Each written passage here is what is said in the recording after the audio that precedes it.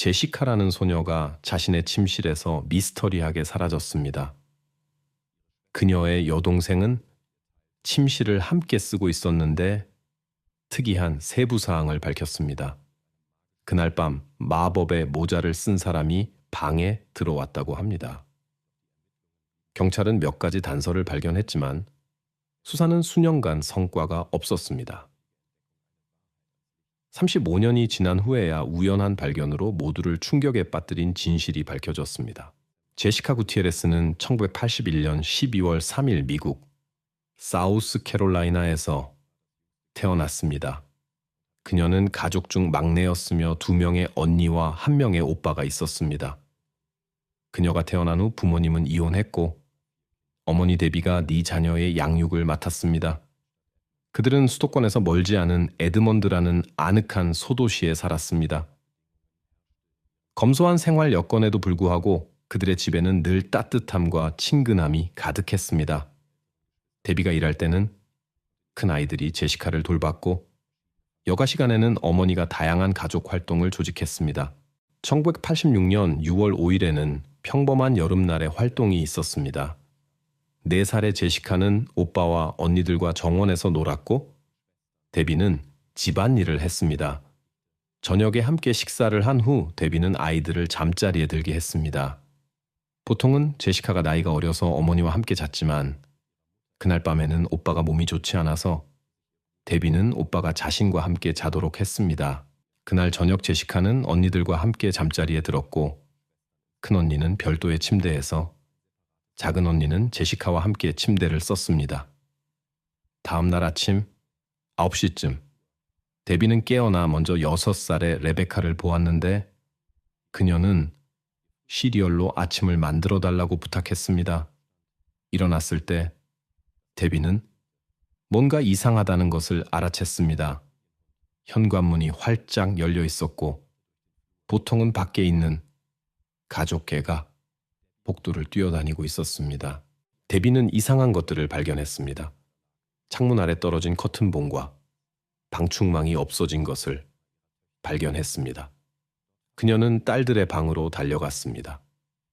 거기서 제시카를 찾을 수 없었고 바닥에 종이들이 흩어져 있는 것을 발견했습니다. 레베카는 밤에 마법의 모자를 쓴 남자가 왔다고 말했지만 데비는 그것이 단순한 장난이라고 생각했습니다. 데비는 제시카가 숨바꼭질을 하고 있을지 모른다는 희망으로 집안과 주변을 수색했습니다. 찾지 못하자 돌아와서 레베카에게 진지하게 물어보며 설명을 요구했습니다. 동생은 신비로운 방문자에 대한 이야기를 반복했고 이는 데비를 불안하게 했습니다. 그녀는 만약 그런 일이 있었다면 레베카가 왜 도움을 요청하지 않았는지 이해할 수 없었습니다.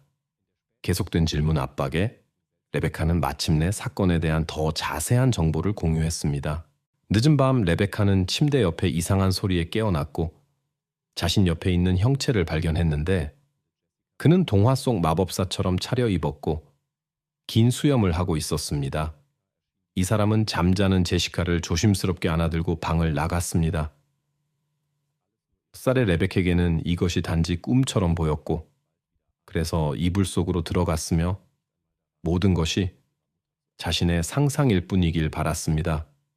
그녀는 곧 다시 잠들었고 아침에는 그것을 기억조차 하지 못했습니다. 어머니에게 말하기 위해서도 레베카가 데비에게 사건에 대해 말했을 때 그녀는 즉시 경찰을 불렀습니다. 도착한 경찰관들은 심각한 일이 일어났다는 것을 빠르게 이해했습니다. 그들은 거실을 통해 집에 들어갔고 창문의 방충망이 제거된 것을 발견했습니다. 집 주변에서 그들은 창문에 남은 지문과 몇 개의 담배꽁초를 발견했습니다. 밤에 왔을지도 모르는 사람과의 접촉을 시도하기 위해 수사관들은 그가 전화할 수도 있다는 희망으로 데비의 유선 전화에 녹음 장치를 연결했습니다. 레베카는 자신의 이야기를 반복했고 마법사처럼 생긴 사람이 침대에 다가올 때 선풍기를 껐다고 언급했습니다. 레베카가 그 사람의 얼굴을 제대로 보지 못했기 때문에 스케에 경찰관들은 데비와 자세히 이야기를 나누기로 결정했고 그녀를 경찰서로 데려가 지난 24시간 동안의 사건에 대해 자세히 물었습니다. 경찰과의 대화에서 데비는 자신의 딸의 실종에 책임이 있다고 생각하는 사람에 대한 의심을 털어놓았습니다. 그녀는 며칠 전에 몇 달간 만났던 남자와 관계를 끝냈다고 말했습니다. 그녀의 진술에 따르면 그는 이별에 매우 격렬하게 반응했습니다. 데비는 이것이 그가 이별에 대응하는 방식일 수 있다고 의심했습니다. 그녀는 경찰서에 있는 동안 그에게 연락을 시도했지만 그는 모든 관련성을 부인했습니다. 경찰관들은 그의 알리바이를 확인했지만 그를 사건과 연관시킬 증거를 찾지 못했습니다. 그들은 또한 다른 주에 살고 있어서 사건에 연루될 수 없었던 젊은 여성의 아버지도 조사했습니다. 또한 전문가들은 창문에서 발견된 지문을 조사했지만 FBI 데이터베이스에서 일치하는 것을 찾지 못했습니다. 이에 경찰은 큰 농경지 옆 도시 외곽에 위치한 제시카의 집 주변에서 수색 작업을 조직했습니다. 그들은 버려진 건물들과 숲과 수역을 수색했습니다. 다음 날 FBI가 수색에 합류했지만 어떤 흔적도 찾지 못했습니다. 이 기간 동안 경찰은 인근 도시들과 주 전체에 전단지를 배포했고 보안관은 지역 감시를 위해 비행기를 투입했습니다. 수색 과정은 며칠 동안 계속되었지만 안타깝게도 결과를 얻지 못했습니다. 이 모든 기간 동안 데비는 어려움을 겪었습니다. 다른 세 아이를 돌봐야 했기 때문에 적극적으로 수색에 참여할 수 없었습니다. 경찰은 정기적으로 수사 진행 상황을 그녀에게 알리려 노력했습니다. 어느 토요일 딸의 실종에 대해 걱정하던 데비는 주말에도 수색이 계속될 것인지 보안관에게 문의하기로 했습니다. 그녀의 걱정은 긴장된 전화통화로 이어졌고 경찰이 충분한 노력을 하지 않는다고 생각해 불만을 표출했습니다. 보안관은 자신이 밤새 일했다고 설명하며 이러한 비난이 계속된다면 팀이 철수할 수 있다고 경고했습니다. 데비는 모든 통화를 자동으로 녹음하는 전화기로 이 대화를 녹음했습니다. 몇 달이 지나면서 딸을 찾으려는 여인의 희망은 점점 더 희미해졌습니다. 하지만 실종 10주 후 수사관들은 일련에 연관되지 않은 범죄들을 발견했습니다. 한 남자가 낯선 집에 침입하려 했지만 자기 방어수단을 사용한 집주인에 의해 저지되었습니다. 그 후 그는 차를 훔쳐 이웃주로 달아났고 거기서 잠든 여성의 집에 침입하려 했습니다. 곧 그는 체포되었고 그의 지문은 제시카의 집 창문에서 발견된 것과 일치했습니다. 용의자는 27세의 토마스 맥도웰로 데비는 그를 딸이 실종되기 몇 달 전에 친척들을 통해 알게 되었습니다. 데비는 이 사실을 알게 되자마자 즉시 자신이 이 남자를 알고 있다고 경찰에 알렸습니다. 토마스는 부지에서 다양한 작업을 수행하기 위해 고용되었습니다. 이틀 만에 그는 헛간을 짓고 베란다 지붕도 수리했습니다. 그의 특이한 외모는 모든 이의 주목을 받았습니다. 짙은 수염과 높은 카우보이 모자. 이 신비로운 손님을 황혼역해 잠깐 본 레베카는 그의 모자를 어린이 이야기에 나오는 마법사 모자로 생각했을 수 있습니다. 하지만 예상치 못한 복잡한 상황이 발생했습니다. 지문이 일치했음에도 불구하고 경찰은 이것이 충분한 증거가 될 수 있는지 의문을 제기했습니다. 첫째, 제시카가 실제로 실종되었다는 확인이 없었고, 둘째, 창문에 있는 토마스의 지문은 그가 최근에 부지에서 일한 것과 관련이 있을 수 있었습니다. 비록 지문이 바로 그 날들에 남겨졌을 가능성은 낮았지만 집을 철저히 조사하면서 전문가들은 지문이 시간의 흔적을 보이지 않는다는 것을 발견했습니다. 날씨와 같은 외부 조건에 의해 손상되지 않았습니다. 정기적으로 창문을 청소하는 데비는 아이들이 마당에서 놀다가 뭔가 말하고 싶을 때 자주 열린 창문으로 와서 유리의 흔적을 남긴다고 말했습니다. 이러한 활동을 고려하여 그녀는 자주 유리를 닦았습니다. 토마스는 6개월 전에 이 부지에서 일했지만 그 당시에는 창문에서 다른 지문이 발견되지 않았습니다. 데비는 한때 자신의 집에서 일하다가 그녀가 문을 잠그면서 실수로 밖에 갇혔던 토마스가 범죄를 저지를 수 있다고는 상상할 수 없었습니다. 그녀는 그의 무죄를 입증하는 증거가 경찰에게 충분하지 않을 수 있다고는 생각하지 않았습니다. 1978년 한 여성의 집에서 벌어진 범죄로 유죄 판결을 받고 10년형을 선고받은 후 데비는 절망에 빠졌습니다. 하지만 그에게 납치 혐의는 제기되지 않았고 이는 그녀에게 상황을 바꿀 기회를 주지 않았습니다. 같은 해에 결정적인 전환점이 찾아왔습니다. 토마스의 한 동료 수감자가 경찰에 토마스가 자신에게 사우스캐롤라이나에서 젊은 여성과 관련된 또 다른 중대한 범죄를 저질렀다고 고백했다고 알렸습니다. 그의 진술에 따르면 피해자가 저항하려 했고 토마스가 돌이킬 수 없는 일을 저지른 후 사건은 비극적으로 끝났습니다. 그는 자신의 행위의 결과를 찾기 어려운 곳에 숨기려 했습니다. 경찰이 그의 진술을 받으러 왔을 때 그는 면책 특권과 교환하는 조건으로만 이야기하겠다고 했고 이는 당국이 받아들일 수 없는 것이었습니다. 그래서 수사관들은 아무런 성과 없이 그곳을 떠났습니다.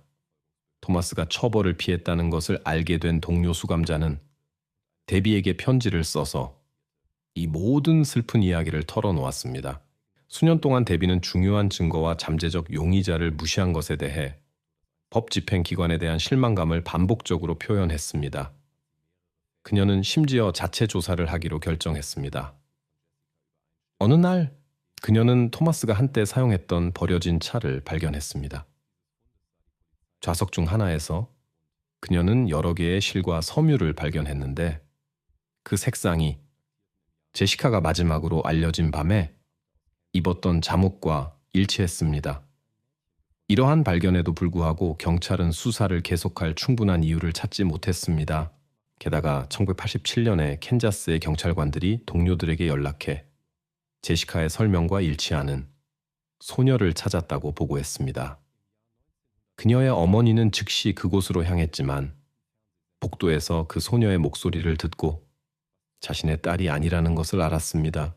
1990년에 제시카의 이야기는 미해결 사건에 대한 인기 TV 프로그램에서 주목을 받았고 이는 새로운 관심과 많은 제보로 이어졌지만 모두 성과가 없었습니다. 1년 후 제시카는 사우스캐롤라이나에서 시간이 지남에 따라 발생했을 수 있는 외모 변화를 고려한 나이 진행 초상화가 만들어진 첫 번째 소녀가 되었습니다. 이는 이러한 기술이 막 인기를 얻기 시작한 1990년대 초였습니다.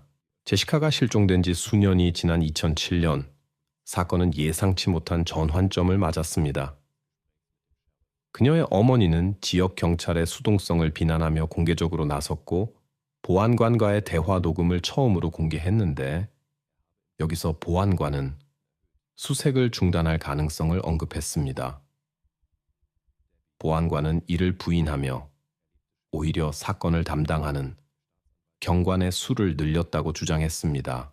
제시카의 어머니인 데비는 지역 검사가 수사의 다른 기관들을 참여시키려는 그녀의 시도를 막았을 때 어려움을 겪었습니다.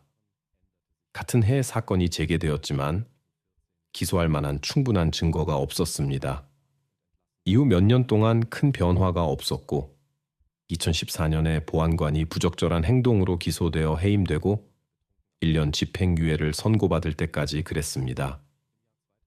2년 후에는 검사도 음주운전으로 적발된 후 자리에서 물러났습니다. 2020년, 실종 35년 후 제이슨이라는 새로운 보안관이 수사를 재개했고 실종자 수색을 전문으로 하는 FBI의 특수부서에 지원을 요청했습니다. 2022년에 발생한 미스터리한 사건에서 경찰은 특별한 관심을 보이며 50명의 경관을 투입했습니다. 수사 초기에 수사관들은 모든 세부 사항을 분석하고 문서에 언급된 모든 사람들과 다시 대화를 나누고 새로운 단서를 찾기 위해 증거를 신중히 검토했습니다. 이러한 세밀한 작업은 토마스 맥도웰에 대한 충분한 의심 근거를 만들어냈을 뿐만 아니라 사건에 대한 그의 가능한 연루를 시사했습니다.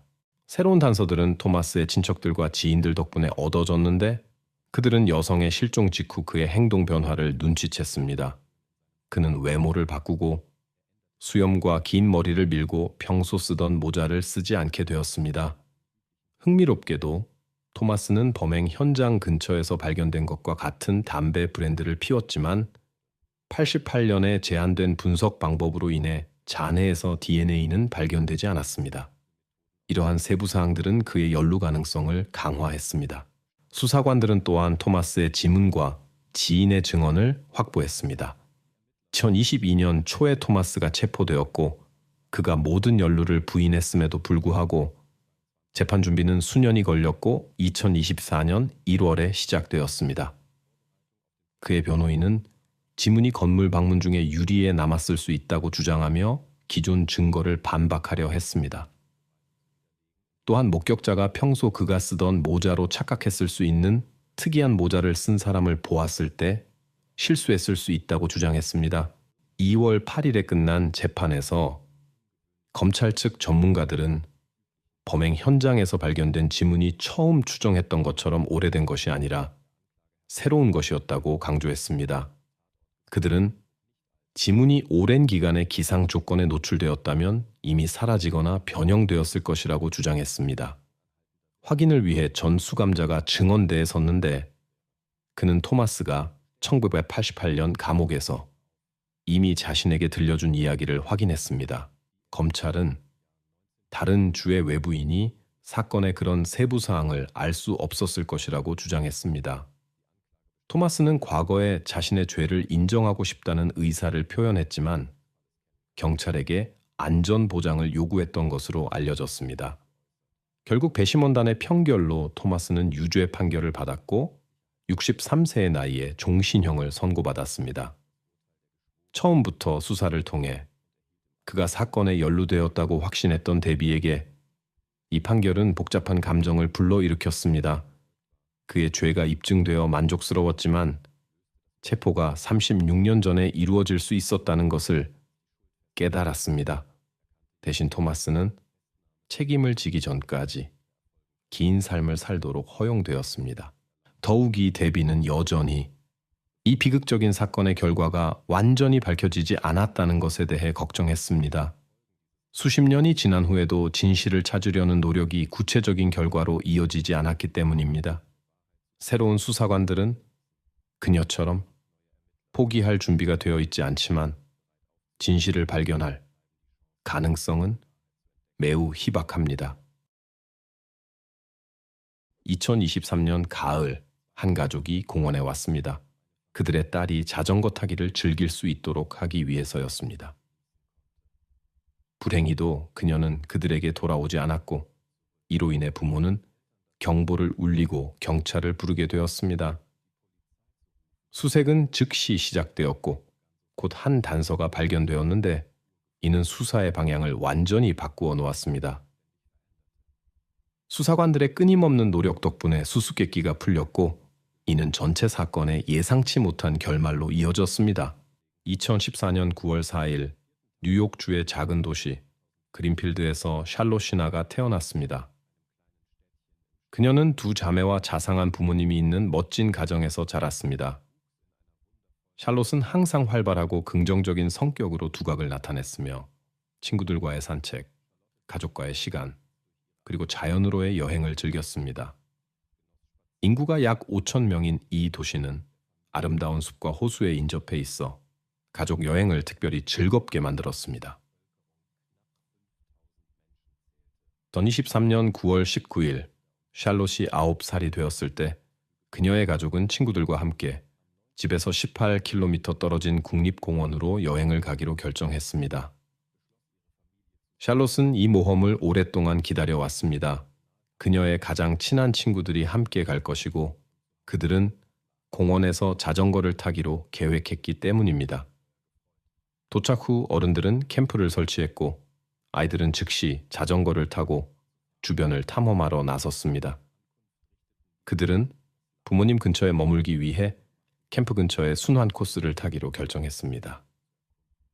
오후 6시 15분에 소녀들은 길을 나섰고 어둠이 내리기 전에 돌아오기로 약속했습니다. 캠프 주변을 자전거로 여러 바퀴 돈 후 샬롯은 계속 타고 싶다고 했지만 그녀의 친구들은 돌아가기를 선호했습니다. 그래서 그녀는 혼자 반대 방향으로 떠났습니다. 예상된 시간에 소녀가 돌아오지 않자 부모의 걱정이 빠르게 커졌습니다. 코스 한 바퀴를 도는데 단 10분밖에 걸리지 않는다는 사실을 고려할 때 지연은 의심을 불러일으켰습니다. 마침내 저녁 6시 45분경 길에서 샬롯의 자전거를 버려진 채로 발견했지만 소녀는 어디에서도 찾을 수 없었습니다. 샬롯이 자신의 이동수단을 버릴 이유가 없었기 때문에 이는 납치 가능성에 대한 그들의 의심을 강화시켰습니다. 자전거는 완벽한 상태였고 이는 고장의 가능성을 배제했습니다.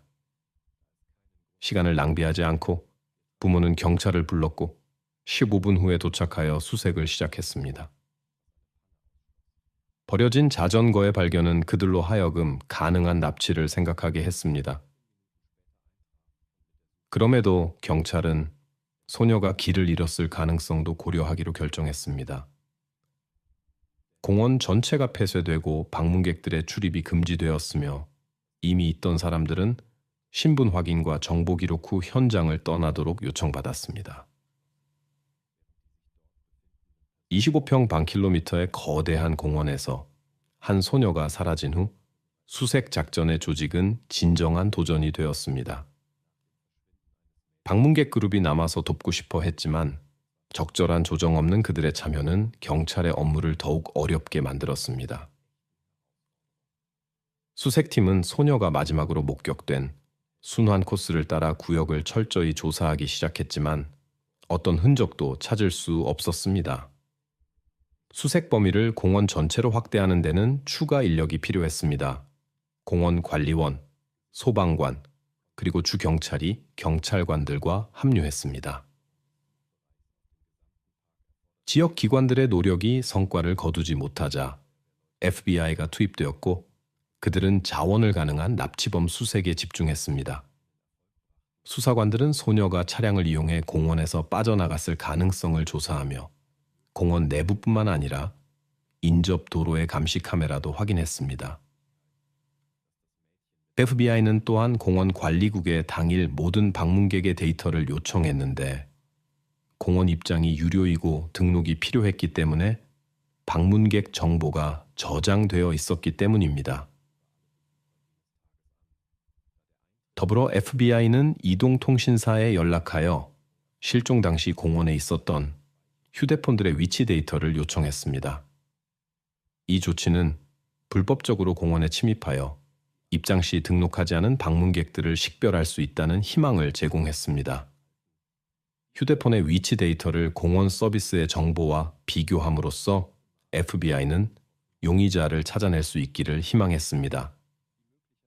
그러나 방대한 데이터의 처리와 분석에는 상당한 시간이 소요되었고 이동통신 기지국을 통한 위치 확인 시스템은 대략적인 좌표만 제공할 수 있었습니다. 밤새 수색 활동은 성과가 없었지만 다음 날 아침이 밝자 수색대는 다시 공원으로 향했고 이번에는 그들의 수가 400명을 넘었습니다. 지역 경찰은 언론을 통해 대중에게 호소하며 샬롯에 대한 모든 정보를 공유해 줄 것을 요청했고 이는 대중과 언론의 큰 관심을 불러일으켰습니다. 주지사가 직접 공원의 기자회견에 참석하여 가족에 대한 지지를 표명했습니다. 같은 아침 앰버 경보 시스템이 가동되어 실종 소녀에 대한 정보를 신속히 전파했습니다. 시스템 가동의 지연은 소녀가 실제로 실종되었는지 단순히 공원에서 길을 잃은 것인지 확인이 필요했기 때문이었습니다. 이제 납치가 명백해졌고 샬롯을 생존한 채로 찾을 수 있다는 희망이 사라지기 시작했습니다. 실종 후 첫 몇 시간이 성공적인 수색에 결정적이지만 지난 며칠은 행복한 결말의 가능성을 크게 감소시켰습니다. 암울한 통계 데이터에도 불구하고 가족과 경찰은 희망을 잃지 않았고 3일째 되는 날 새벽과 함께 공원에서 수색을 재개했습니다. 어두워졌을 때 예기치 않게 한 차가 샬롯의 집으로 왔고 정체불명의 사람이 내렸습니다. 그 남자는 빠르게 우편함으로 다가가 편지를 남기고 나타났을 때처럼 갑자기 사라졌습니다. 가족의 집을 관찰하던 수사관은 고독한 남성의 모습을 발견했지만 처음에는 주의를 기울이지 않았습니다. 그가 추측하기로는 단순히 지인 중 한 명이 샬롯의 부모에게 지지를 표명하거나 이 날들처럼 음식을 가져오려 했을 것이라고 생각했기 때문입니다. 하지만 그 남자의 몇몇 행동이 수사관에게 의심스럽게 보였고 이는 그로 하여금 우편함의 내용물을 확인하게 만들었습니다.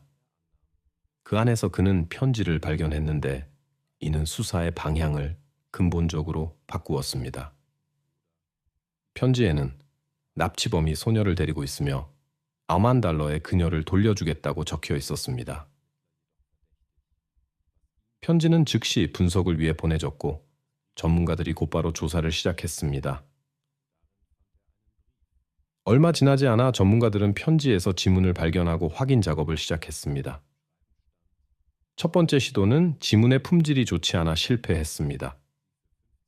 두 번째 확인 작업은 2시 30분경에 실시되었고 이는 돌파구로 이어졌습니다.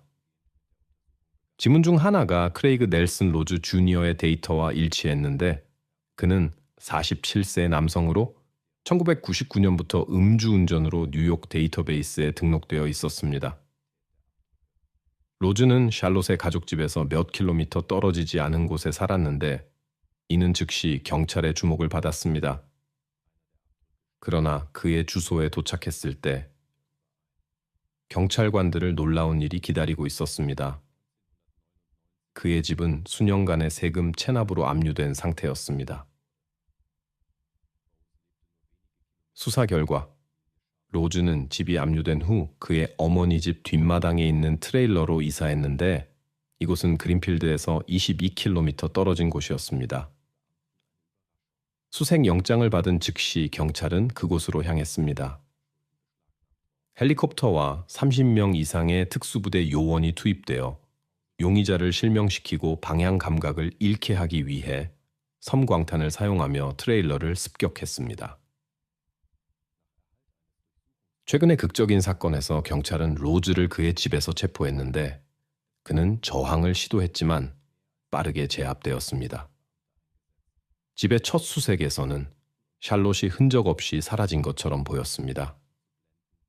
하지만 철저한 수색 끝에 경찰관들은 그녀를 옷장에서 발견했는데 빨래 더미 아래 숨겨져 있었습니다. 놀랍게도 소녀는 다치지 않았고 병원에서 간단한 검사를 받은 후 즉시 집으로 보내졌습니다. 그녀의 부모와 수색에 참여한 모든 사람들의 기쁨은 한계를 몰랐습니다. 특히 소녀가 발견되기 10분 전 어머니가 오늘 딸을 다시 볼 것 같은 느낌이 들었다고 했는데 그 직감이 맞았던 것입니다. 그녀의 직감은 확인되었고 경찰이 공원에서 집중 수색이 진행되는 동안 샬롯의 구출을 알렸을 때입니다. 로즈는 체포되어 보석 가능성 없이 구금된 상태입니다. 비록 신문이 이미 이루어졌지만 경찰은 아직 그 내용이나 용의자가 자신의 죄를 인정했는지에 대해 정보를 공개하지 않고 있습니다. 재판은 아직 남아 있습니다. 알려진 바로는 로즈의 전 여자친구가 이미 그와 갈등이 있었고 이는 2017년 법원의 금지 명령으로 이어졌는데 당시 그녀는 그와 그의 자녀들과 함께 그의 어머니 집에서 살고 있었습니다. 로즈와의 다툼 후 그의 전 여자친구는 경찰에 도움을 요청했습니다. 그녀는 로즈가 수개월 동안 샬롯의 납치를 계획했을 수 있다는 의심을 표명했습니다.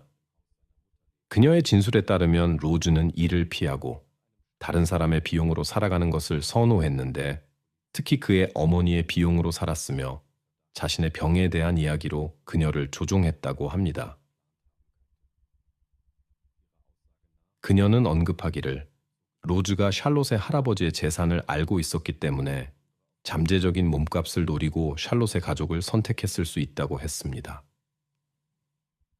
1998년 할아버지는 심각한 낙상 사고 후 시 당국을 상대로 소송에서 승소하여 $200만 이상의 보상금을 받았습니다.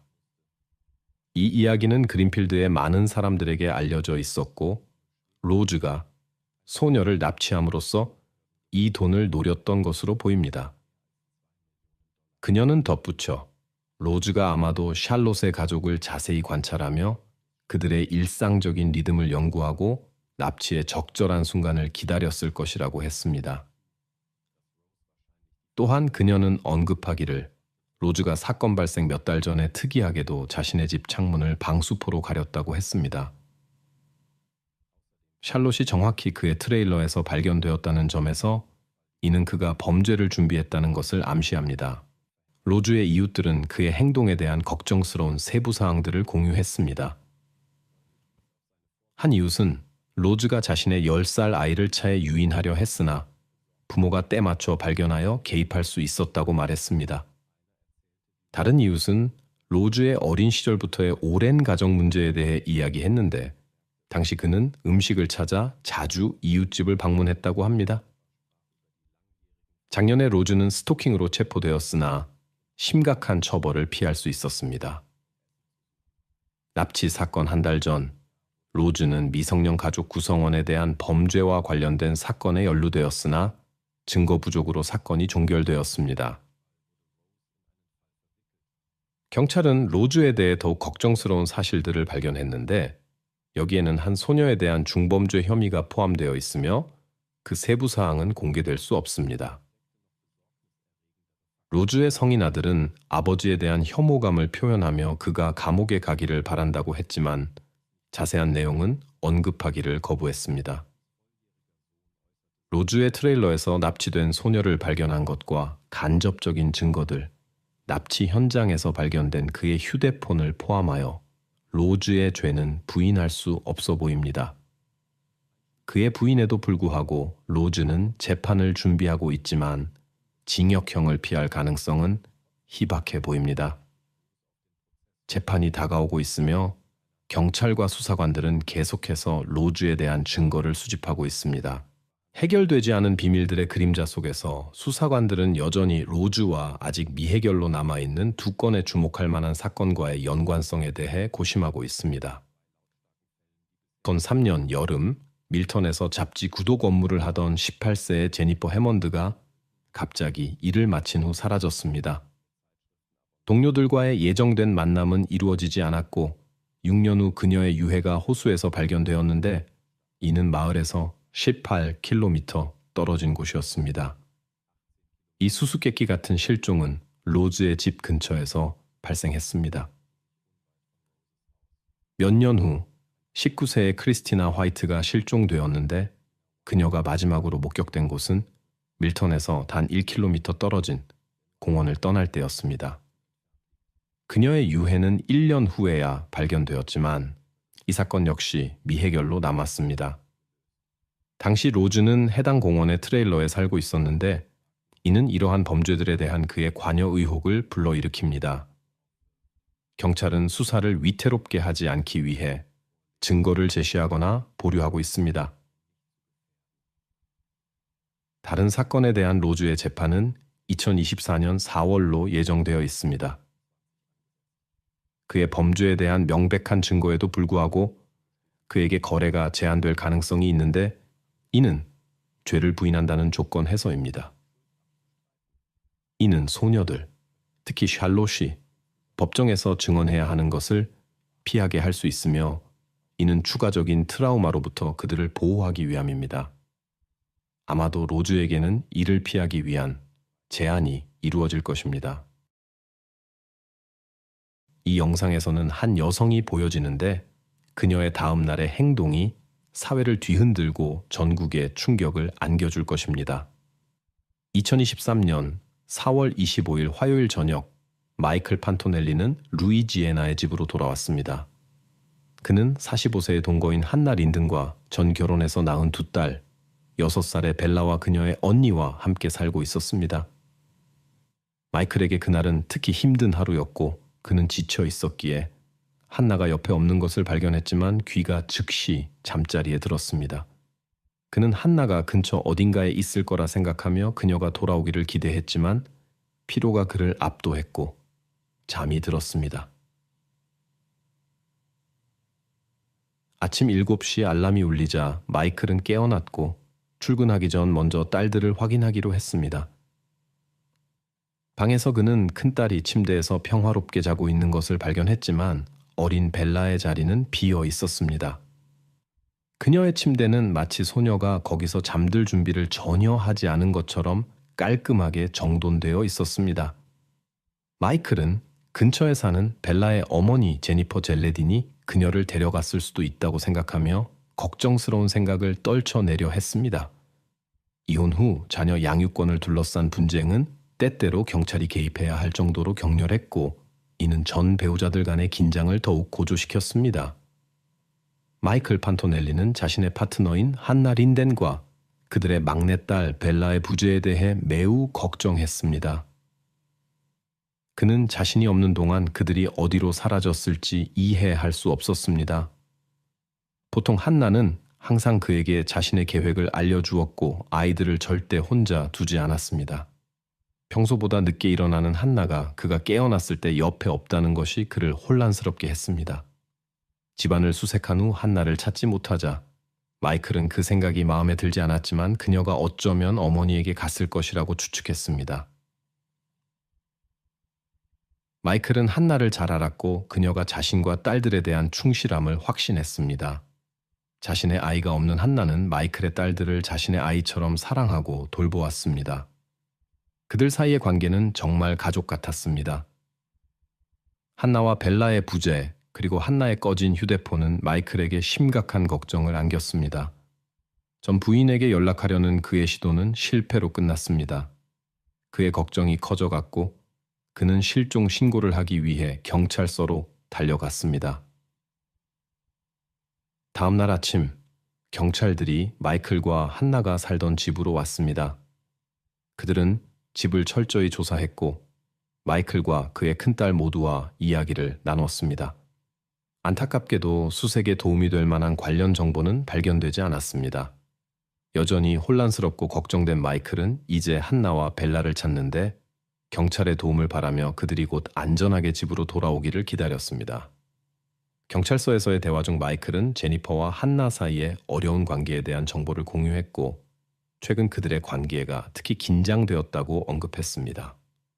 이러한 진술은 수사관들이 한나의 실종 이후로 제니퍼 젤딘을 용의 선상에 올리게 만들었습니다. 벨라의 행방에 대한 의문이 제기되었습니다. 만약 그녀가 친모와 함께 있었다면 왜 두 번째 딸도 데려가지 않았을까요?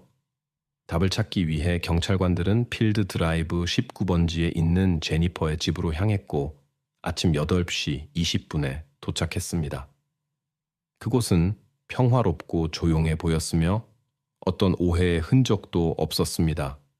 하지만 경찰관들이 현장을 조사하자 집 앞 잔디밭에 무심코 놓여진 큰 플라스틱 양동이가 실린 차량이 그들의 주의를 끌었습니다.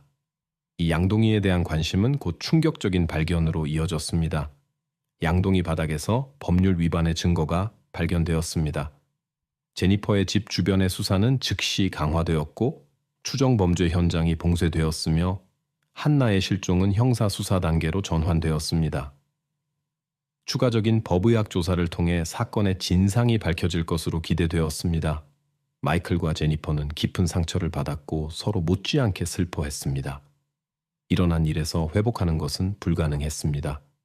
경찰은 벨라의 부모가 이 불쾌한 사건과 어떤 식으로도 연관될 수 없다고 확신했지만 이 범죄는 심리적 문제가 있고 아마도 가족이 알고 있는 누군가에 의해 저질러졌을 것이라고 추측했습니다.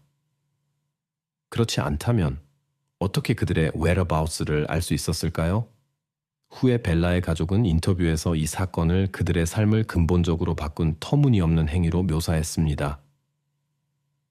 벨라를 기리기 위해 그녀의 이모 비앙카 카노는 소셜 네트워크의 페이지를 만들어 벨라가 생전에 어떤 사람이었는지 그리고 가족들이 그녀를 어떻게 기억할 것인지에 대한 따뜻한 게시물들을 공유했습니다. 비앙카는 페이지에 이렇게 썼습니다. 세상은 우리에게 너무나 가혹했어요. 당신은 단 6해라는 마법 같은 시간 동안만 우리와 함께 했죠. 당신의 독특하고 섬세한 영혼의 선물로. 당신의 목소리, 당신의 독특함, 춤추는 능력, 당신의 부드러움과 연약함, 당신의 미소, 웃음, 그리고 자신을 표현하는 능력. 이 모든 것이 영원히 우리와 함께 할 거예요. 이 영혼이 얼마나 경이로웠는지는 말로 표현할 수 없어요. 폰타넬 가족이 살던 마을 주민들은 벨라를 항상 밝고 열린 소녀라고 이야기했습니다. 그녀는 자주 마당에서 여동생과 놀거나 자전거를 타고 동네를 누비는 모습이 목격되었습니다. 벨라는 성 마테오 학교의 학생이었습니다. 학생 중 한 명과 관련된 사건 소식이 도시에 빠르게 퍼지자 학교 경영진은 학생들과 학부모들이 적절히 추모할 수 있도록 주말까지 수업을 중단하기로 결정했습니다. 2023년 4월 29일에 벨라와 함께 학교를 다녔던 510명의 학생들을 포함한 수백 명의 참가자들이 모인 추모식이 열렸습니다. 모든 사람이 서로를 알고 있는 작은 도시 주민들의 긴밀한 유대 관계를 고려할 때 소녀와의 작별은 중요한 사건이 되었습니다. 거리에서 놀던 벨라에 대한 생생한 기억들이 작별을 고해야 하는 슬픈 현실과 충돌했습니다. 이 행사는 도시의 모든 사람들에게 범인이 여전히 자유롭게 그들 사이에서 같은 거리를 걸으며 일상적인 일들을 하고 있을 수 있다는 것을 상기시켰습니다. 적극적인 수색과 수사가 진행되는 동안 수사관들의 관심은 사건에 연루되었을 가능성이 있는 미하엘의 연인 한나 린덴에게 집중되었습니다. 희망을 잃지 않은 미하엘 판토넬리는 한나 자신이 도움이 필요할 수 있다고 믿었습니다. 하지만 그의 추측은 틀린 것으로 판명되었습니다. 한나는 살아있는 채로 발견되었고 정신과 검사를 받기 위해 병원에 있었습니다. 4월 26일 자정이 지난 후 신분증이 없고 자신이 원하는 것을 명확히 설명하지 못하는 혼란스러운 여성이 경찰서를 찾아오면서 사건은 예상치 못한 방향으로 전개되었습니다. 결국 구급차가 호출되었고 그 여성은 병원으로 이송되었습니다. 이전에 베나클린으로 알려졌던 한나의 인물 조사에서 수사관들은 많은 의심스러운 세부 사항들을 발견했습니다.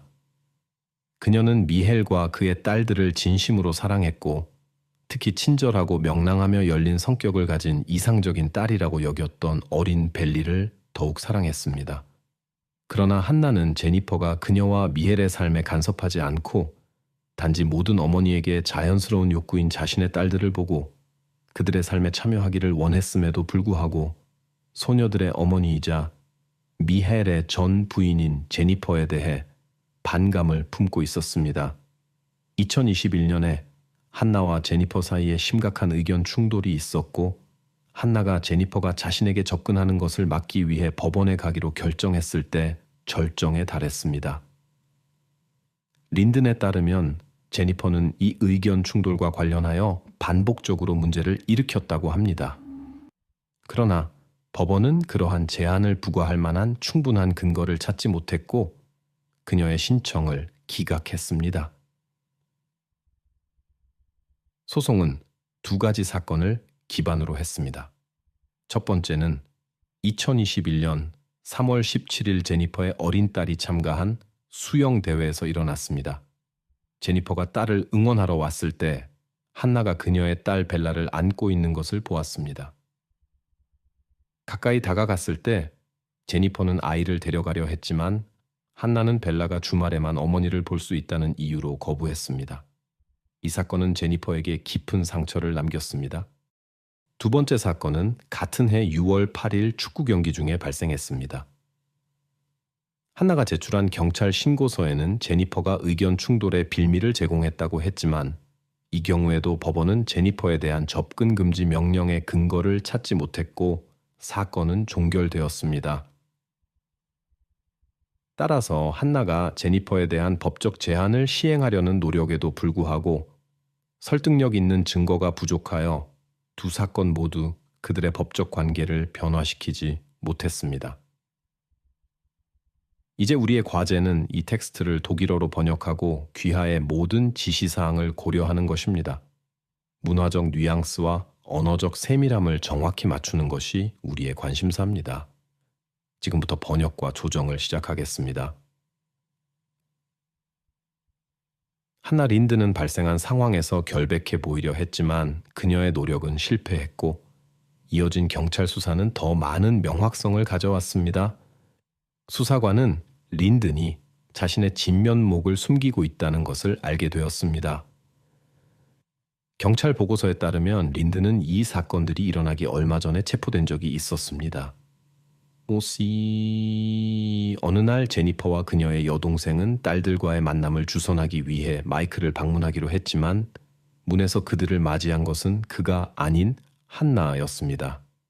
린드는 제니퍼가 아이들을 만나는 것을 단호히 거부했고 자신과 마이클이 소녀들의 양육권을 마이클에게만 부여하도록 노력할 것이라고 설명했습니다. 이 말은 제니퍼에게 깊은 상처를 주었습니다. 제니퍼가 딸들을 여전히 볼 수 있다고 확신시키며 그녀를 진정시키고 심지어 만남을 허락한 마이클이 개입하지 않았다면 상황이 악화될 수 있었습니다. 하지만 한나는 이러한 사건의 전개에 불만족했습니다. 제니퍼가 어린 딸을 안았을 때 린드는 갑자기 휴대전화를 꺼내 촬영을 시작했습니다. 이 행동은 그런 사적인 순간을 기록하려는 한나의 욕망에 붕괴한 에블린에 의해 발견되었습니다. 그녀는 불만을 표현했지만 한나는 그녀의 말을 무시했습니다. 에블린이 전화기를 잡으려 한 시도는 린든이 더욱 이상한 행동을 하게 만들었습니다. 에블린이 한나를 경찰에 신고하게 된 사건은 의료 기록에 언급된 대로 에블린의 눈 밑과 팔의 작은 흔적의 형태로 오해를 남겼습니다.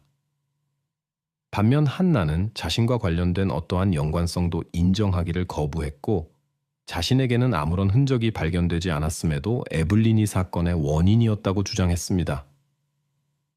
마이클은 경찰에 유용한 정보를 제공할 수 없었고 사건을 목격하지 않았기 때문에 사건의 세부 사항을 공유할 수 없다고 설명했습니다. 사건 이후 한나는 법원 소환장을 받았고 곧이어 수사관의 견해로는 한나와 직접적으로 연관된 심각한 사건이 발생했습니다. 4월 25일 21시 35분에 빨간 스웨터와 흰색 신발을 신은 여성이 제니퍼 젤딘의 집으로 가는 길에 큰 양동이가 실린 수레를 도시거리를 통해 밀고 가는 영상이 발견되면서 그의 직감이 맞았음이 밝혀졌습니다. 지나가는 차들은 그녀에게 아무런 방해가 되지 않았고 그녀는 명확한 목표를 가지고 빠르게 걸었습니다. 세지윅 드라이브 19번지 앞에서 양동이와 그 내용물이 담긴 수레가 발견되었습니다.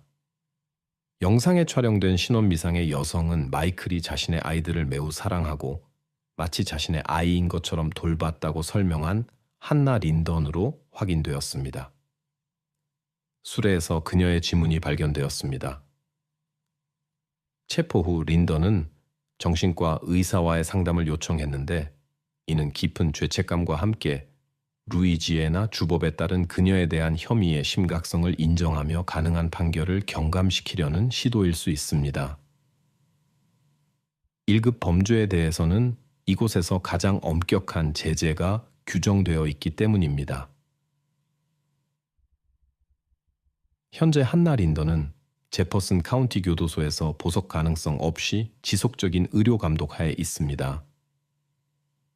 그녀는 1급 범죄뿐만 아니라 사법방해 시도로도 기소되어 있습니다. 사건 수사는 아직 완료되지 않았으며 린던이 어떤 동기로 이러한 행동을 했는지는 여전히 불분명한 상태입니다.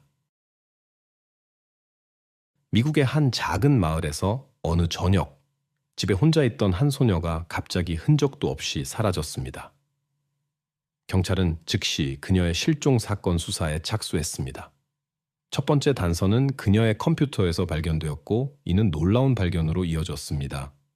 이어진 사건들은 전례 없는 사례였기에 대중의 큰 관심을 불러일으켰습니다. 케이시 우디는 1888년 10월 17일 아칸소주 홀랜드에서 태어나 두 명의 형과 자상한 부모님과 함께 자랐습니다. 하지만 7살 때 한 사건으로 인해 그녀의 삶은 극적으로 바뀌었습니다. 1997년 가족 모두가 스포츠 행사에서 집으로 돌아오는 길에 사고가 발생했고 그 사고로 가족은 어머니를 잃었습니다. 이는 모든 가족에게 엄청난 시련이었습니다. 어머니를 잃은 후 잦은 출장이 있는 경찰관이었던 케이시의 아버지가 세 자녀의 양육을 맡았습니다. 케이시는 일찍 독립적이 되어 집안일을 도맡아 하며 요리하고 청소하고 빨래를 하면서 아버지와 형제들을 도왔습니다. 케이시는 집안에서뿐만 아니라 밖에서도 활발했습니다.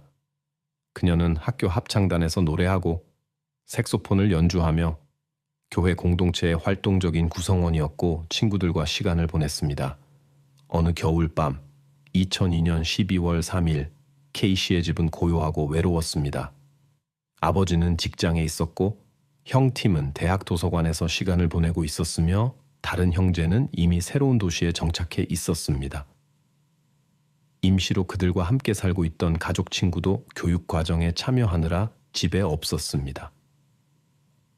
이웃에 살고 있던 케이시의 이모조차도 그 순간에는 집에 없었습니다. 케이시는 혼자서 저녁 시간을 보내도록 제안받았는데 보통은 그녀에게 문제가 되지 않았습니다. 하지만 그녀는 친구들과 함께 있으려 했지만 그들의 부모님은 그녀가 밤새 머무는 것을 허락하지 않았습니다.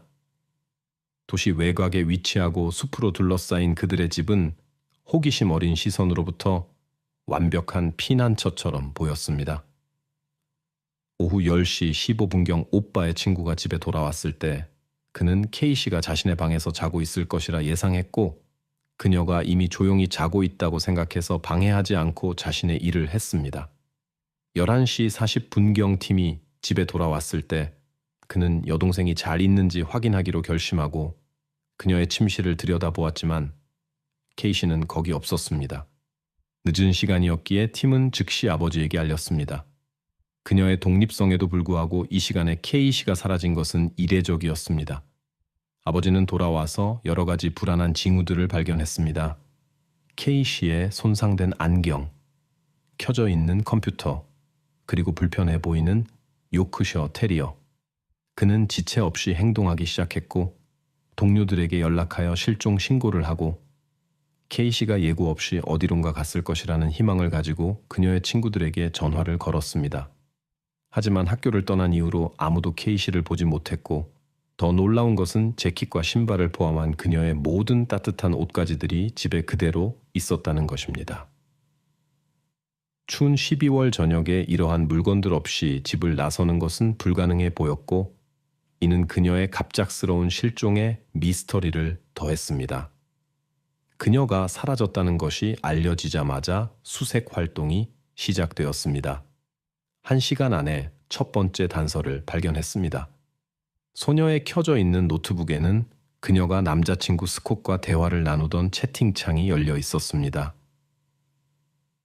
케이시의 오빠는 그들의 대화를 살펴보다가 여동생의 마지막 메시지가 21시 41분에 전송되었고 그 이후로는 접속하지 않았다는 것을 발견했습니다. 스콧은 계속해서 그녀에게 메시지를 보냈지만 답장을 받지 못하자 걱정이 되어 케이시의 친구 중 한 명에게 연락했고 그 후 그녀의 집으로 전화를 시도했지만 소용이 없었습니다. 팀은 케이시에 대한 정보를 찾기 위해 스콧에게 연락했지만 그는 그녀가 어디 있을지 몰랐습니다. 그가 말한 유일한 것은 그들의 마지막 대화 중에 그녀가 다른 친구인 데이브와도 통화하고 있었다는 것이었습니다. 케이시는 21시 41분 직전에 채팅에서 주의가 산만해졌습니다. 스콧이 괜찮은지 물었을 때 그녀는 간단히 응 이라고 대답하고 다시 사라졌습니다. 케이시 수색에는 곧 그녀의 친척들과 친구들을 조사하는 수사관들이 포함되었습니다. 모두가 비슷한 걱정을 표현했고 소녀가 낯선 사람들과 채팅하며 인터넷에서 많은 시간을 보낸다는 것을 언급했습니다. 그녀의 주요 대화 상대는 두 소년이었습니다.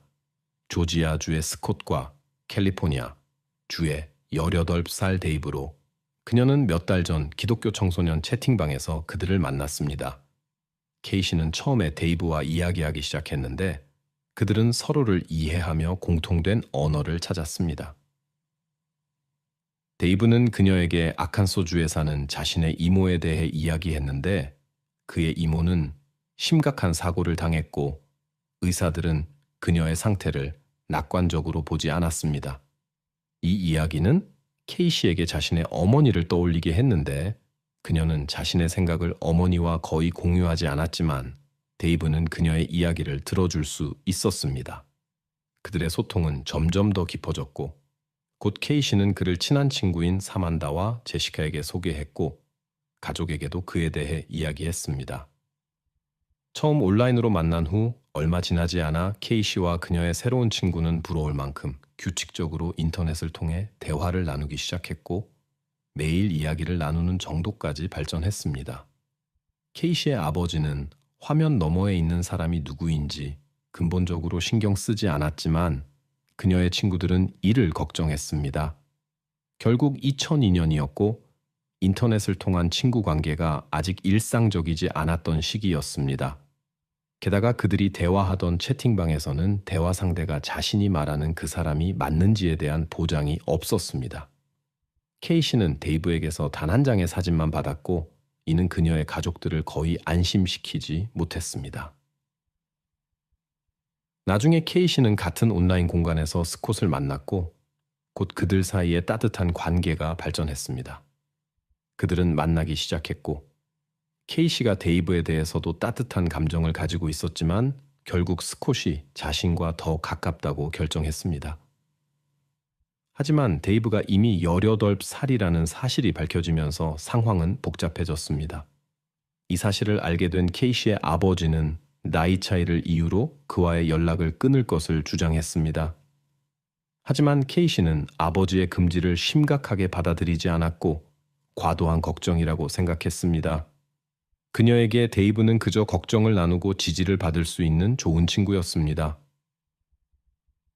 그래서 케이시는 가족들의 우려와 아버지의 경고에도 불구하고 데이브와의 연락을 유지했고 그를 단지 신실한 친구로만 여겼습니다. 동시에 스콧과의 관계는 점점 더 강해졌고 이는 그녀의 삶에 새로운 장을 열었습니다. 이 이야기는 초기 인터넷 통신 시대에 젊은이들이 직면할 수 있는 어려움과 도전을 강조합니다. 케이시와 연락이 되지 않던 그날 그녀의 친구는 케이시의 사물함에서 스콧의 사진을 발견했고 이는 그녀를 매우 불안하게 만들었습니다. 케이시는 그 소년이 이메일로 사진을 보냈다고 설명했고 이는 사만다와 온라인 소통의 안전성에 대한 격렬한 토론을 촉발시켰습니다. 사만다는 케이시가 직접 만나보지 않은 사람과 자신의 집 주소를 공유한 것에 대해 불만이었습니다. 케이시는 꽤 태평하게 받아들였고 친구가 과민 반응을 보인다고 생각했습니다. 하지만 사만다의 걱정은 타당했습니다. 몇 달 전 공동의 친구인 제시카가 케이시의 집에서 자고 있을 때 그들이 단둘이 있었는데 데이브와 스피커폰으로 통화하던 중 밖에서 수상한 소리를 들었습니다. 바깥의 어둠 때문에 아무것도 볼 수 없었지만 발 아래에서 나는 나뭇가지가 부러지는 소리는 분명히 들렸습니다. 그들은 케이시의 방에 숨었고 곧 주방에서 특징적인 삐걱거리는 소리를 들었는데 이는 누군가가 특정 마루판을 밟을 때마다 나는 소리였습니다. 이로 인해 그들은 초대받지 않은 손님이 집 안에 있다고 의심하게 되었습니다. 그들은 조용히 있으려 노력했고 심지어 문도 막아보았습니다. 케이시는 데이브에게 전화로 그들의 의심을 속삭였지만 데이브는 그들이 스스로를 겁주고 있을 뿐이라고 확신했고 곧 모든 것이 다시 평온해졌습니다. 이 사건 이후로 특히 케이시가 스콧과 주소를 공유한 후에 그들은 온라인 지인들과의 관계에서 매우 조심스러워졌습니다. 케이시가 실종된 후 그녀의 친구들은 스콧이 자신의 진정한 정체성을 숨기고 있을지도 모르며 겉보기와는 달리 결점이 있을 수 있다고 의심하며 수사관들에게 그들의 우려를 전달했습니다. 그들은 스콧이 케이시의 거주지를 정확히 알고 있었다고 언급했습니다. FBI 수사관들은 스콧이 채팅에 사용한 이메일을 조사하여 그가 조지아에 있다는 것을 확인할 수 있었습니다. 즉시 현지 경찰이 스콧에게 파견되어 의심스러운 점들을 확인했습니다. 스콧은 단순히 케이시와 동갑인 10대였으며 그녀가 실종된 당시 그는 거의 1000km나 떨어진 곳에 있었던 것으로 밝혀졌습니다. 스콧의 부모들도 그가 그날 저녁집에 있었다는 것을 확인해 주었습니다. 결국 스콧은 조사 대상자 명단에서 제외되었습니다. 수사는 그 후 데이브라는 다른 인물로 방향을 돌렸습니다. 다시 조사를 받은 케이시의 친구들은 새로운 세부 사항들을 공개했습니다. 데이브는 그의 이모가 건강이 좋지 않아 아칸소 주에 있는 그녀를 방문할 계획이라고 언급했습니다. 케이시의 친구들은 데이브의 행동이 이상하다는 것을 눈치챘습니다.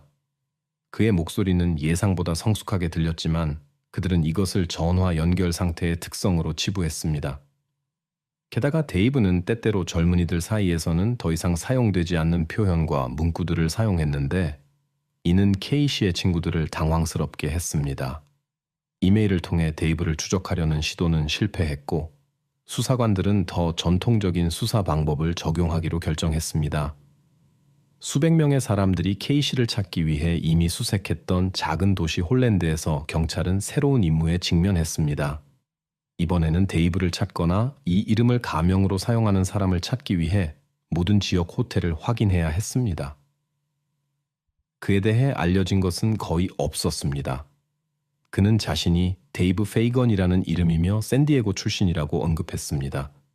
정보가 부족함에도 불구하고 수사관들은 아주 작은 것이라도 모든 단서를 찾기로 결정했고 심지어 순찰 경찰관들에게 비슷한 이니셜을 가진 사람들을 주의해서 살펴볼 것을 요청했습니다. 첫 햇살과 함께 그들은 도시와 인근 도시의 호텔들을 확인하기 시작했습니다.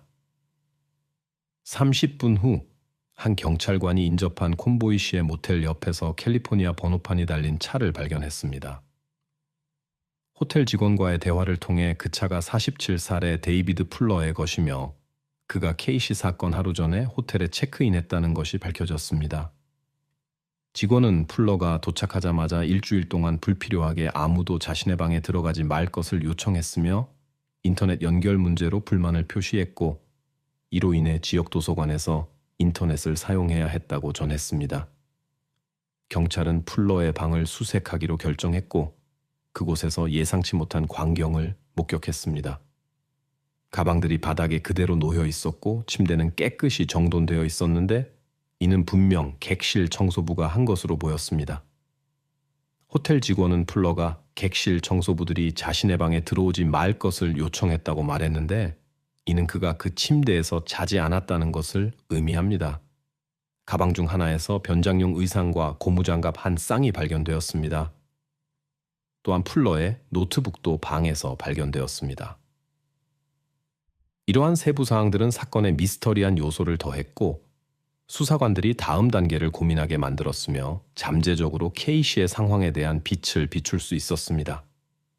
수사관들은 풀러의 차가 주차장에 계속 있었음에도 그가 모텔 방에서 하룻밤을 보내지 않았다면 어디에 있을지 궁금해했습니다. 그들의 수색은 렌터카 업체로 이어졌고 곧 데이비드 풀러가 한 업체에서 미니밴을 렌트했다는 사실을 발견했습니다. 직원들은 그의 특이한 행동을 눈여겨보았습니다. 그 남자는 흥분한 것처럼 보였고 자주 밖으로 나갔습니다. 수사관들은 회사 직원들로부터 풀러의 전화번호와 신용카드 정보를 입수했고 이는 슬픈 발견으로 이어졌습니다. 그 전화번호는 케이시에게 전화를 걸 때 사용되었습니다. 통화 시간 분석을 통해 풀러가 데이브라는 이름 뒤에 숨어 있었다는 것이 확인되었습니다. 신용카드 거래 내역을 추가로 조사한 결과 풀러가 도시 반대편에 창고를 임대했다는 사실이 밝혀졌습니다. 현지 경찰관들과 연방수사국 요원들은 즉시 케이시의 상태에 대한 정확한 정보는 없었지만 풀러와 케이시가 그곳에 있을 수 있다고 생각하며 지정된 장소로 향했습니다. 이른 아침 약 6시에 경찰관 팀이 산업단지에 도착했습니다. 그들은 신고된 창고를 빠르게 발견했고 출입이 제한되지 않았음을 확인한 후 문을 열었습니다. 내부에서 그들은 엔진이 작동 중인 채 버려진 배달밴을 발견했고 이는 의심을 불러일으켰습니다. 그들이 접근했을 때 갑작스러운 큰 소리에 멈춰섰고 이로 인해 즉시 건물을 떠나 안전한 작전 수행을 위한 지원을 요청하게 되었습니다. 케이시가 차량 안에 있을 가능성이 있어 상황이 매우 민감했기 때문에 그들은 특히 조심스러웠습니다. 2시간 반 후에 특수부대가 도착하여 건물에 들어가 풀러를 발견했습니다. 자신의 행동의 현실과 마주하자 그들은 신속히 상황 파악을 했습니다. 창고를 열어본 후 요원들은 공공 플랫폼 지침에 따라 공개할 수 없는 불법 행위를 나타내는 물건들을 발견했습니다. 수사관들은 상황 분석을 통해 사건의 예비적인 윤곽을 파악할 수 있었습니다. 풀러는 아마도 케이시의 집을 방문한 후 임대한 배달밴으로 그녀를 현장으로 데려왔고 거기서 곧 설명된 사건들이 발생했을 것입니다. 이런 사건에 익숙하지 않은 지역 주민들 사이에서 이 소식은 큰 우려를 불러일으켰습니다. 하지만 이는 시작에 불과했고 곧 대중의 불안을 깊게 만드는 새로운 세부 사항들이 알려졌습니다. 수사가 진행되면서 풀러가 이전에도 법 집행기관의 주목을 받았다는 사실이 밝혀졌습니다. 그에게는 아내와 2 자녀가 있는 가정이 있었지만 최근 그의 행동이 크게 변했습니다. 그는 가족들과의 접촉을 피하고 비정상적으로 행동하기 시작했습니다. 2002년에 아내의 남편의 이상한 행동에 대한 걱정이 절정에 달했을 때 그녀는 관계를 끝내기로 결심했습니다. 그녀는 풀러가 집에서 주변의 모든 것을 무시한 채 온라인 대화에 몰두하며 컴퓨터 앞에서 수시간을 보낼 수 있었다고 말했습니다. 게다가 저녁 산책이 그의 일상이 되었고 그동안 그는 알 수 없는 대화 상대와 적극적으로 전화 통화를 했습니다. 풀러가 한번 경미한 위반으로 체포되었지만 이는 그에게 심각한 결과를 초래하지 않았습니다. 아내는 또한 딸에 대한 풀러의 비정상적인 행동을 지적하며 복지 전문가들에게 도움을 요청했습니다. 하지만 조사가 실시되었음에도 불구하고 그녀의 주장을 뒷받침할 증거는 발견되지 않았습니다. 아내와 헤어진 후 풀러는 캘리포니아 로페주의 임대주택으로 이사했습니다. 법 집행기관이 그의 새 거주지를 수색했을 때 케이시의 사진들로 이루어진 콜라주와 함께 그녀의 연락처 정보와 친한 친구들의 주소가 적힌 메모가 발견되었습니다.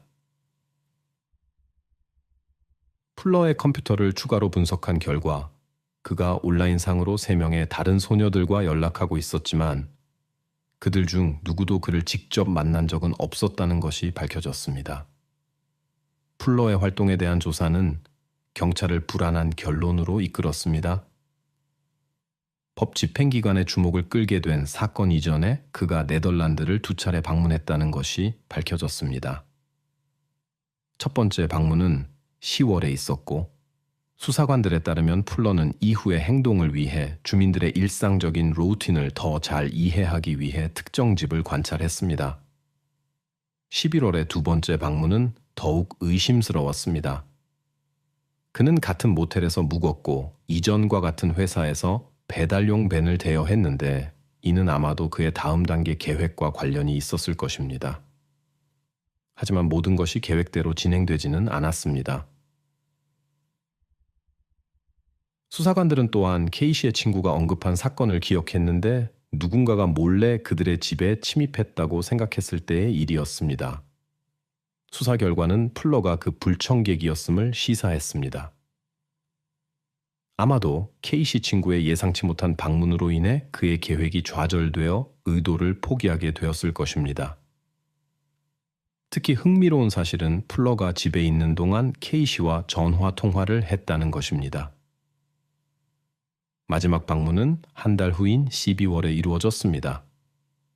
스콧은 케이시가 그녀가 더 이상 그의 메시지에 답하지 않을 때까지 데이브와 연락을 유지했다고 말합니다. 11월에 집으로 돌아온 풀러는 상점에서 쇠사슬과 테이프, 케이블 타이를 구입했습니다. 이러한 세부 사항을 알게 된 후 수사관들은 케이시가 아마도 그의 의도의 유일한 대상이 아니었을 것이라고 의심하기 시작했습니다. 수사관들은 용의자가 이전의 분석과 세부 사항에 대한 관심도가 매우 높은 수준으로 행동했기 때문에 그의 이전 행적에 대해 거의 의심의 여지가 없다고 판단했습니다. 그의 유전자 정보는 ABI 데이터베이스에 등록되었지만 다른 미해결 사건들과의 연관성은 발견되지 않았습니다. 이 데이터베이스에는 생물학적 물질을 남긴 사람들의 데이터만 포함되어 있다는 점에 주목해야 하며 이는 그 사람이 다른 사건들에 관여했을 가능성을 배제하지 않습니다. 풀러는 분명히 자신의 흔적이 발견될 가능성을 인식하고 있었기에 흔적을 남기지 않으려 했습니다. 그럼에도 수년이 지난 후에도 그를 다른 불법 행위와 연관 짓는 데는 실패했습니다. 케이시 가족은 이 사건에 대한 대응으로 부모들에게 온라인상의 잠재적 위험성을 알리기 위한 자선단체를 설립했습니다. 이 사건은 가해자가 인터넷을 자신의 목적을 위해 사용한 최초의 사례 중 하나였거나 아마도 최초의 사례였을 것입니다. 사건 발생 1년 후, 이 사건은 온라인 영역에서의 인간 보호의 필요성을 강조하기 위해 경찰관과 FBI 요원들의 교육에서 교훈적 사례가 되었습니다.